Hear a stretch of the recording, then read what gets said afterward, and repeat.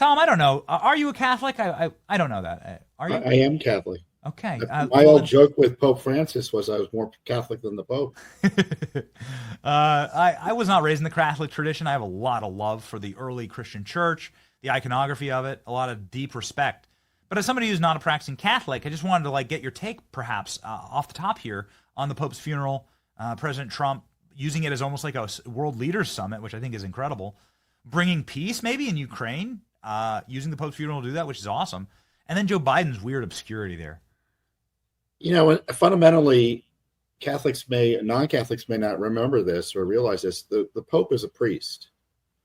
And so this is a mass in celebration of a priest and his life. And I didn't agree with him on a lot of things. I think he confused the faithful, which is terrible. But obviously had the respect of many in the world. And to have his funeral result in peace efforts, that speaks well of, divine intervention and those who recognize the moment and trying to take advantage of it, meaning Zelensky and President Trump. Yes. Was this like an unnecessary L for Joe Biden? Again, if we just pop up, Joe Biden did nearly fall. I think they had to make up some hoax about Donald Trump's blue suit when about a quarter of the people there were wearing blue suits to cover up for this, because this was just embarrassing, man. Joe's an unpleasant guy, and he's not going to be cowed.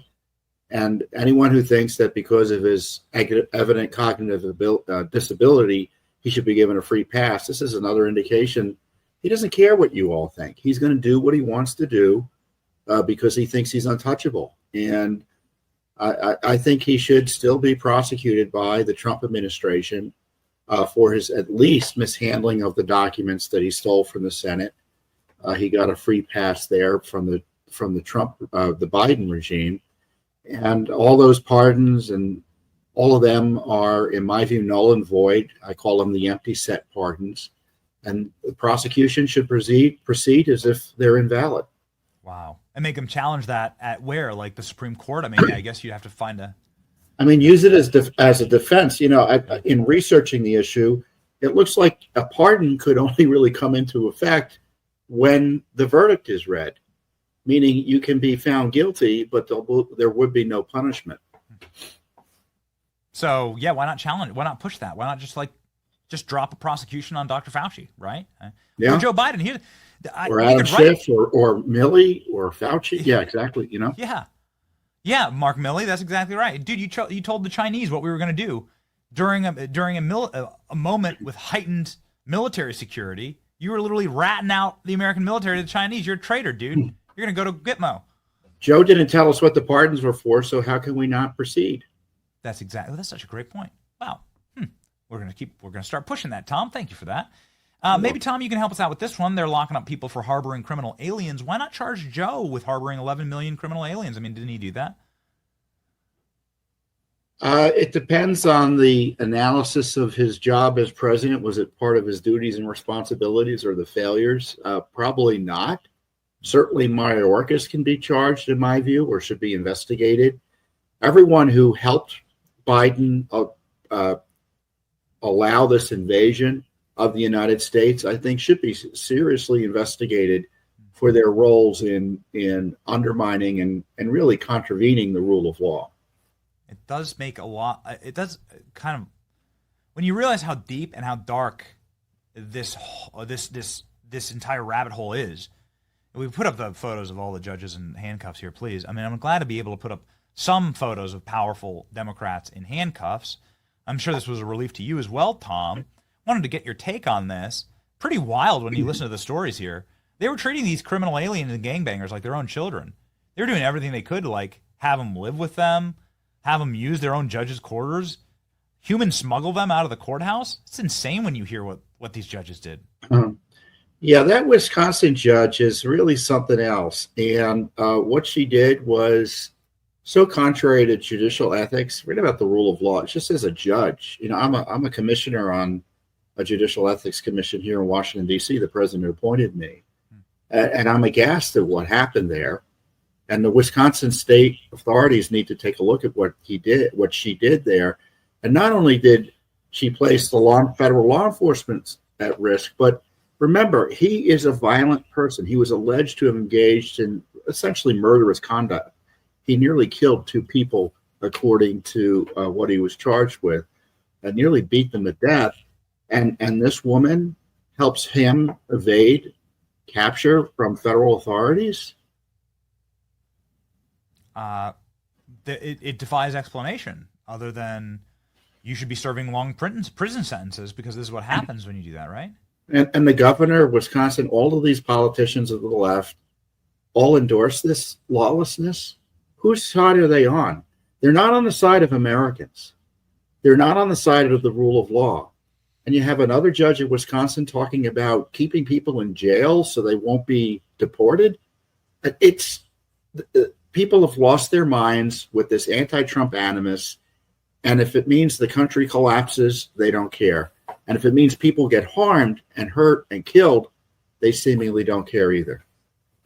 It does bend itself, and I know Stephen Miller's talked a lot about this, and there's been a lot of viral posts on this, but it really does set the table pretty crisp and clear, Tom. We don't have a country, right? If one administration can bring in 20 million criminal aliens to the country, and the next administration can do nothing about it, then your country's over. It's cooked. I'm not a doomer, but I am somebody who says, well, that's not going to work. Unless there's mass deportations, the country's over. And they really need to get to the mass deportations. I think my impression is the Trump administration's operating at capacity, but the judges are getting in the way. Local state authorities are getting in the way. And when you think about the numbers, let's say it's 10 million. I remember doing the calculation, so forgive me if it's off since then, but 5,000 or 6,000 people a day need to be deported just to remove the Biden invaders alone. And if those folks are not deported, the country is changed politically necessarily, because they get counted unless the law changes or President Trump changes the counting. They get counted for purposes of the census, and it means that blue states benefit, get to keep and increase power in Congress, and get more votes in the Electoral College system. And so this is why the left is desperate. It's not even about them voting. Their mere presence increases the political power of the left. And I don't think the Trump administration is anywhere near those numbers. No, and they need the help of Congress to get near those numbers. The 800 over 4 days in Florida, that was a massive operation. They're going to have to deploy the military, I think, more fulsomely here in the interior to get these folks rounded up and removed as the law requires. And we're going to have to figure out a way to have local law enforcement provide more support so this can get done. But in the meantime, it's going to be, if the left gets their way, decades, because they want each of these people to go through a court process that's the equivalent of the O.J. Simpson trial every time the President Trump wants to deport someone. So they're deploying this operation. This is like the new Russiagate. So they had a ace in the hole, right? They had a black card in the pocket if President Trump won the first time, and that was the Steele dossier and Russiagate. And this seems to be their ace in the hole. This seems to be like what the plan was. We're just going to prevent Trump from engaging in the executive powers altogether. It's not just this. It's pretty much every executive order is now being stopped by a judge. You can't have a president, right? I mean, there is no president if a judge can just do that to every single breath Trump takes. And that was their view when he was president the first time around. He can't fire FBI directors. He can't engage in foreign policy. He can't do the things that presidents typically are able to do. And the great thing about the new Trump administration, is he's doing so much more than he tried to do the first time around. So the positive is he's doing so much more. The negative is the courts are interfering so much more in what I believe to be a coup against the Constitution, where judges are inserting themselves and taking power the Constitution doesn't allow them to have. So inserting yourself into a controversial issue here, Tom, is Judicial Watch's suing of, I think, the Trump administration, or at least like the FOIA request for all of Epstein's documents. We have the posts up here, and this is something that is what's controversial about that? It's speaking our love language. I was just about to say this is speaking our love language. Like you have to sometimes you have to motivate your friends to do the right thing. Judicial Watch so there was this issue of the documents getting released in February and some controversy around that, and both the Attorney General and Cash Bondi, right? I'm completing the two. Cash Bondi. So the team highlighted how the FBI or someone up in New York in whatever office interfered with that document release. Yeah. So we wanted documents about what happened there, and plus we want all the Epstein records. And we've been getting the hand to the face. No response. And we do what we do. We sue for the records. And let me put it this way. The best way to release records of a controversial nature, in my view, is through FOIA, because it allows the people to see what documents are being withheld and why. You know what the redactions are about. If court process in place, there's accountability as to the timeliness of what's going to be released, if it's going to be released at all.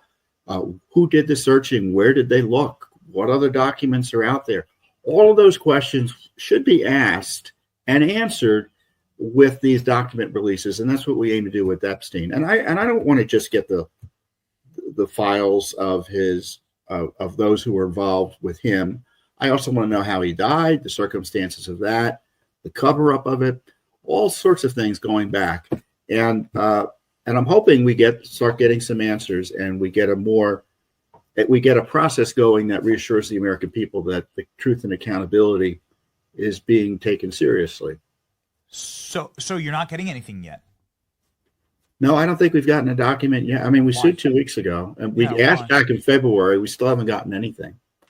So, now, on the other hand, the Justice Department is releasing some other documents, which are good. But, if I were advising Pam Bondi, and I'm not, because I'm not in the Justice Department, I would have her team hyper-focus on FOIA and transparency, so that there's a process in place that she doesn't have to get personally involved in to ensure that document requests about the current crisis, right, whether it be the lawfare against Trump, the Epstein, you name it, Fauci, whatever the issues, the Biden gang, that is just handled forthwith and released as quickly as possible. I know I'm going to ask you to speculate here, Tom, but you've been doing this business for a very long time. You're famous for for Bill Clinton's taking a UV light to Bill Clinton's sock drawer. Very dangerous work you've done in your time, and so you know the sleaze bags better than most. Why? Why does it take so long with these Epstein documents? Like your thoughts on what the actual op was there. What's the holdup?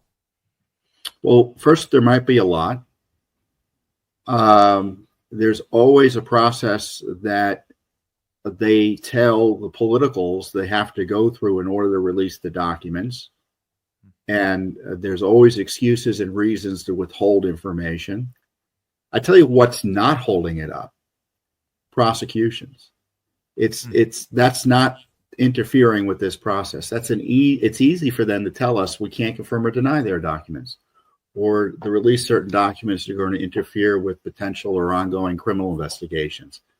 That's not an issue here. What it is an issue here is the inability of government to follow FOIA law, and I think hopefully our lawsuit will get the leadership of the Justice Department and the FBI to focus on it. I mean, the day we filed the lawsuit, someone for the Justice Department, one of their FOIA officials, sent us a letter saying, "Oh, by the way, the Attorney General's office has no records about the request you asked."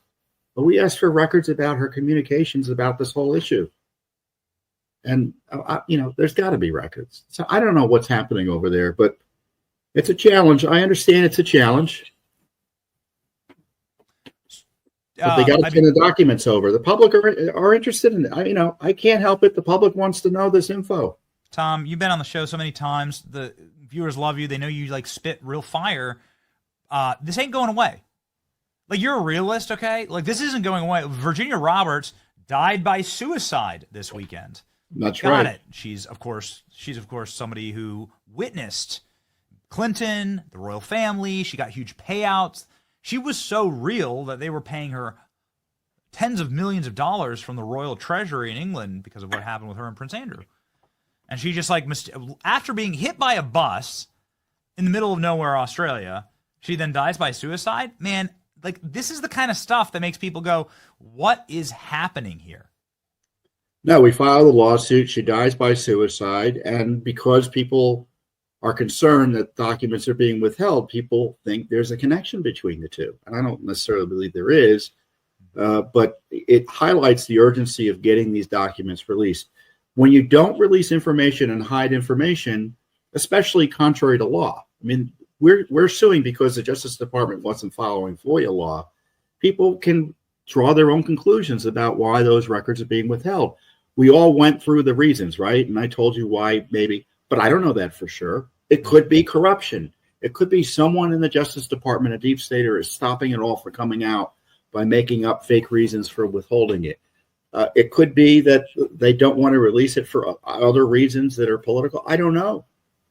But all I know is there's a process in place, and they're going to have to follow it because the court's going to ask them what's happening eventually. Tom, just very briefly here, we have San Anatar coming on right after you. He's the investigator behind Letitia James and all of the crisis that she's under right now. I'm sure that you've looked at it all. Just wanted to get quickly your take on Letitia.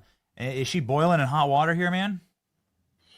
You know, she says she has documents that contradict the analysis of the federal agency that referred her for criminal prosecution.